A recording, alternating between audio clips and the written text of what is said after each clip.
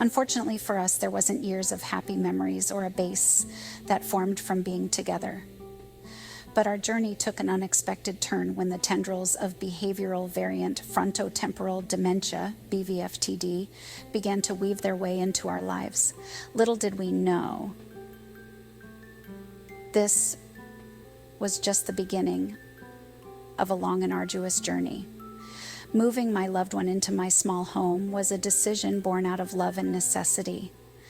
The once familiar surroundings of our house transformed into a symbol of our changing reality. The silence that now filled the rooms was deafening, punctuated only by the echoes of our memories and the uncertainty that lay ahead. My loved one did share that this move, although necessary, really bothered him. It was nothing like his larger homes. But he had to come to grips with the move. My heart was breaking for him, this man who had been able to fix everything, so talented, now becoming angry and bitter.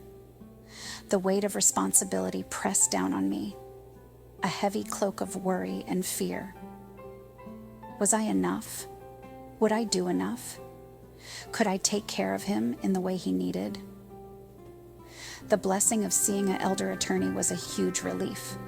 Knowing his wishes that he made without me in the room, the state laws, what we could do and not do with our bank accounts, and our state has a 5-year look-back period.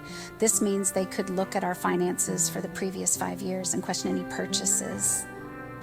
This was also new to me, and he understood what was happening. I almost wished he didn't. I knew in my heart that I had to be strong, not just for myself, but for my loved one, my family. It's hard for family and his dear friends to understand he was so sick when he could put on his performances. And when he walked through the door, he went to bed immediately.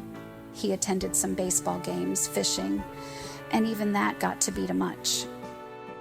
This was a battle we would fight together, at times against each other. At times I wish I could run away, but that is not who I am. It was a thief in the night, stealing away the very essence of the person I loved. To see him disappear right in front of me, I think that was the hardest. Knowing he was hurting inside, and he was. He told me he was. I refused to let this disease define him, but I had to let that go. We had plans for vacations, never made one. How would we navigate this uncharted territory? Would I be enough to navigate through the darkness? My loved one was in the hospital for respite care because I had to get rid of all his construction equipment. We couldn't afford the storage units. I knew nothing about the equipment or its worth, so I did barter a lot of it in exchange for work on my little house. While he was in the hospital, something triggered him. He thought they were making bombs in the hospital. They had a gun pointed at him. He thought he was going to die. I was shocked. He went in for respite care. Advance directives were clear. No testing, nothing. So, what changed? I needed to get all of this stuff gone because the storage fees were crazy. It takes a while to get disability to go through, so time was of the essence. They called me, said he spit on a CNA. That's not my loved one. Next day, tried to break the window and jump out. He was now tied to the bed. He was out of control. I didn't understand what was happening, but the hospital said he was violent and now had a security guard in his room. I received a text. They were going to move him into somewhere. No answer as to where. What was happening.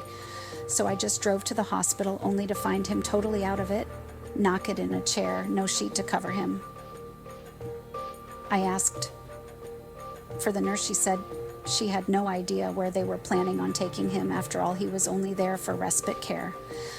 So I could get rid of all of the equipment and I couldn't watch him at the same time. Something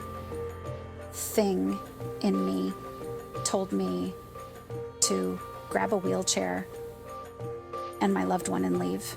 They had no idea where his personal belongings were, so we left without them. He was so drugged out, he kept saying they were going to kill him.